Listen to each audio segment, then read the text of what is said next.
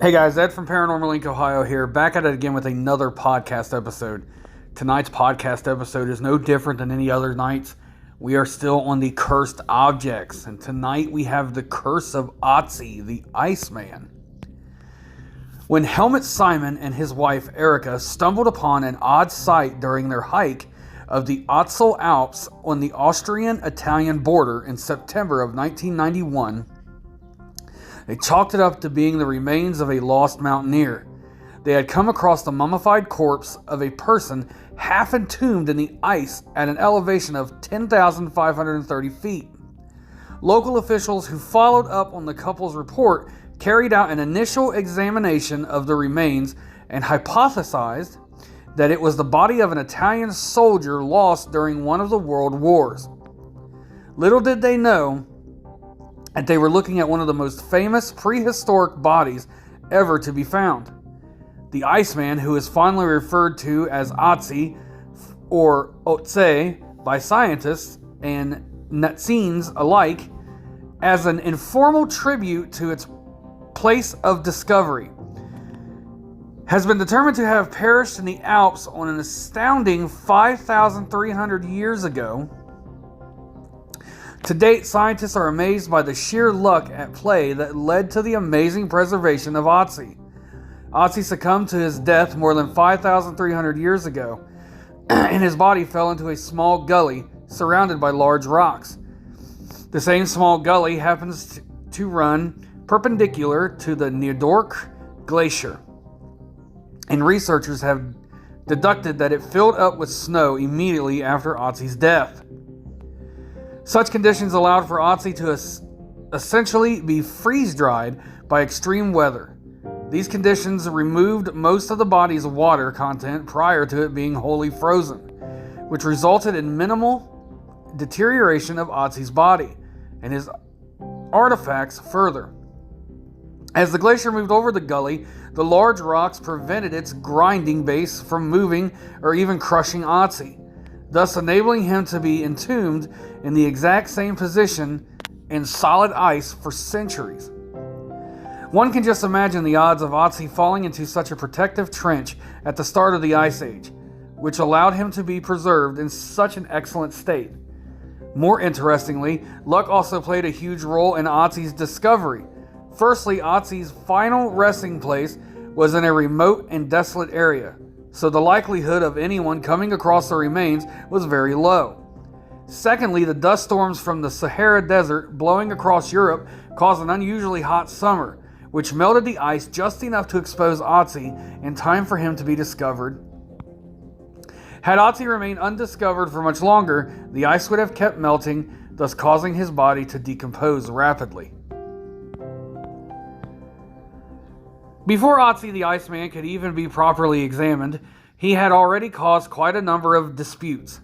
The first was between Austria and Italy, who both fought to lay claim to Otzi. Each argued that he was found within their respective locales. It was then determined by surveyors that the body was found in Italian territory. The subsequent legal battles that ensued were related to the claim of who the official finders of Otzi's were. To begin with, the Italian government refused to pay the finder fees sought by the Simons. Then, in the midst of the Simons' battle with the Italian government, two other claimants came forward, declared that they had discovered the body first. One even alleged that the spat on Otzi intentionally at the time of her discovery so as to stake her claim. The legal battles indeed ended with the Simons being ruled as Otzi's official finders or discoverers. In 2005 and in 2008, the Italian government agreed to an out-of-court settlement with the Simons. Unlike other mummies, which are brittle and dry with powdery bones that tend to crumble upon touch, Otzi is said to be in fresh condition, with his flesh, bones, and muscles intact. In addition, his organs as well preserved with an eye, brain, and tongue still inside his skull, as well as his heart, liver, and lungs inside his body. In fact, Otzi is an extremely rare find, as experts deem freeze-desiccated mummies as the best pedigree of natural mummies, which leaves a lot behind for researchers to investigate. This is largely because the freeze-drying process results in the removal of water from the body, which in turn prevents the rupture and destruction of cells caused by the freezing of wet tissue. Since the discovery, Otzi has been photographed, x-rayed, CT scanned, and even biopsied for DNA. Such scientific examination has not only revealed that Otzi likely died somewhere between 3,239 to 3,107 BC at the age of 45, but also had a whole host of health problems that plagued him during his lifetime. From the Lyme disease, worn joints, hardened arteries, advanced gum disease, to tooth decay, gallstones, dairy allergies, arsenic poisoning, likely from working with copper, to even a nasty growth on his little toe, perhaps caused by frostbite. Furthermore, Otzi had anatomical abnormalities where he lacked both wisdom teeth and a 12th pair of ribs. Appearance-wise, Otzi is said to have had brown eyes and brown hair, as well as a caddish gap between his two front teeth. Moreover, Otzi is believed to have been quite a wiry, sporty figure, standing at 1.60 meters tall and weighing about 50 kilograms when he was alive, as the mummy is 1.54 meters in length and weighs approximately 13 kilograms. Interestingly, Otzi also had about 50 different tattoos made from fine incisions on his body, namely near his rib cage and lumbar spine, on his wrist, knee, calves, and ankles. Traces of charcoal were found on them.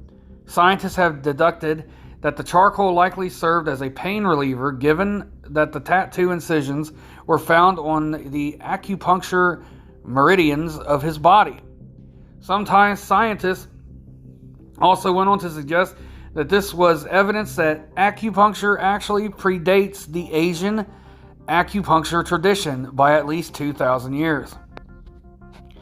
Perfectly preserved in an alpine glacier with artifacts that included his clothes, shoes, and weapons, Otzi has afforded much insight into the life of the region during the late Neolithic period, from how such prehistoric people lived to what they wore, and even that they ate. Otzi's social standing during his lifetime remains an enigma, with different people coming up with different theories. He has been called a shepherd, a trader, a hunter, a mineral prospector, a fugitive, and even a shaman. But to date, there isn't a general consensus within the scientific fraternity as to Otzi's social status. However, one thing which they pretty much agree on is that he hadn't lived in a settlement for some time, by taking into account the state of his equipment, which had makeshift repairs. Perhaps Otzi's most intriguing legacy is that his bloodline lives on. With his well-preserved state, genetic testing was possible, and scientists from Austria managed to isolate a rare genetic mutation in the 5,300-year-old mummy, one that only passes down through the male genetic line. This led to the revelation that Otzi has had at least 19 male descendants alive as of 2013 in Austria's Tyrol region. It is believed that these numbers will increase as more testing is still underway, with an expanded search of blood donors living in Italy and Switzerland. Initially, Otzi was thought to have succumbed to his injuries after being on the losing end of a violent confrontation where he sustained a deep arrow wound on his shoulder and a fatal blow to his head from the pre- and the post-mortem cuts, bruises, and injuries, as well as the analysis of the 4 different blood types found on Otzi and his artifacts. Scientists believe that Otzi killed 2 of his pursuers before being tracked down by the rest. He is also believed to have been brutally murdered in his weakened state of exhaustion and starvation. However, following a more detailed scan, scientists have realized that what they initially thought was Otzi's empty stomach was actually part of his colon. His stomach, which had been pushed towards and upwards under his ribs while he was in the ice, was full of ibex meat. This refuted the earlier theory involving a dramatic chase and starvation.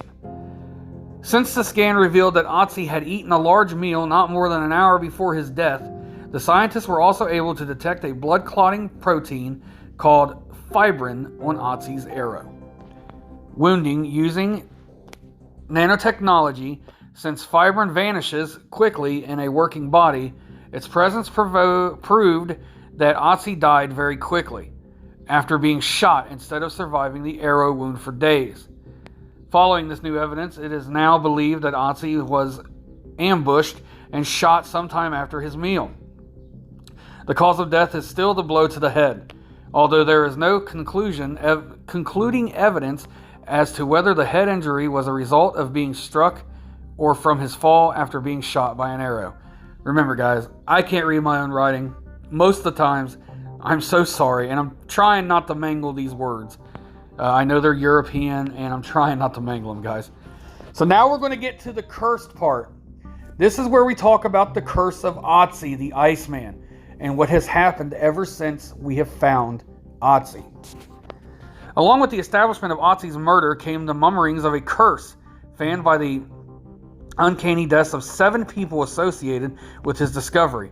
In addition to mysterious circumstances of those deaths, Otzi's grisly end lent more strength to the claim of a curse that could have been activated by Otzi's removal from his final resting place.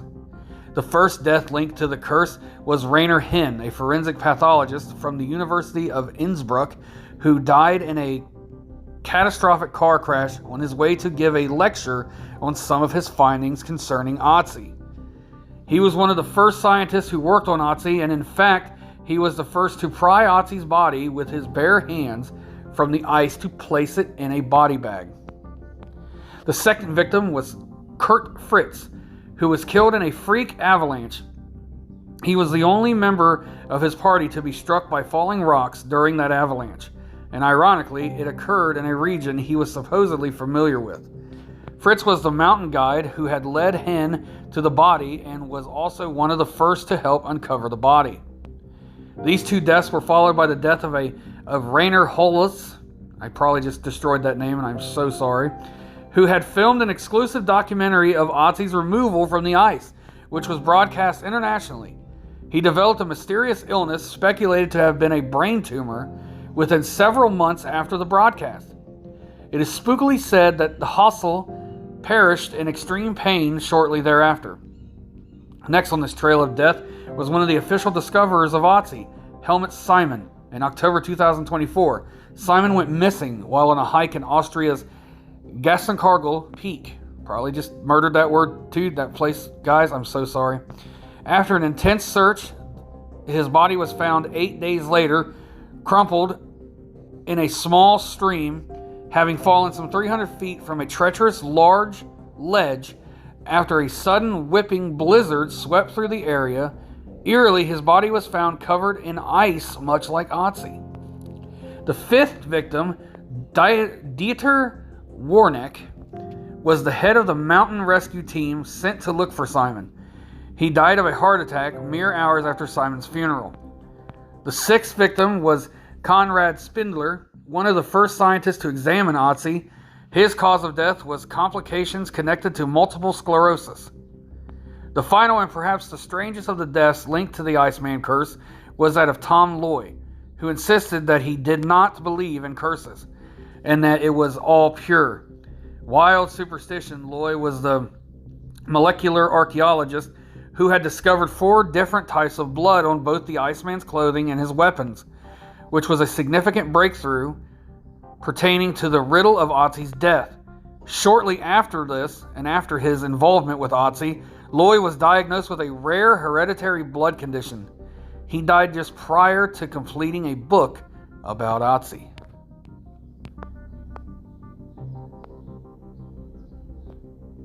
Interestingly, there are some quarters which have drawn a link between Otzi and Cain, the first human villain from the Holy Bible. Cain, the firstborn of Adam and Eve, murdered his own brother Abel due to extreme jealousy. This rather controversial hypothesis is based largely on the carbon dating of Otzi and the time frame of Cain's life from historical biblical studies being extremely close, and the linking of Cain's 7-fold curse, as stated in the Holy Bible, with the deaths of 7 people associated with the discovery of study of Otzi within a relatively short period of time. So, I'm going to leave it up to you guys. We've been talking about curses every day now, and I believe in curses, and I do believe that the curse of the Iceman Otzi is very real. Do you guys believe that it's real? Can you unearth something and then a curse can come with it? I very well believe so, that yes, it can happen.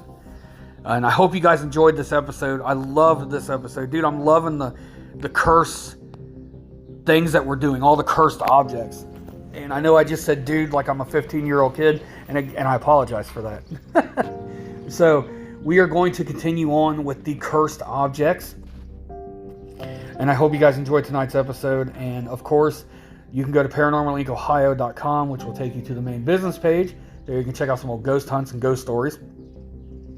Check out our crystals and all the powers that they hold. Check out our sage bundles for all things cleansing and all the jewelry that goes along with all that. You can go to Paranormal Inc. Ohio group. That is our group page on Facebook. There we discuss everything paranormal. We have discussions about the paranormal. Some of you guys give me ideas for shows. I do the research. I have you guys on. I give you a shout out.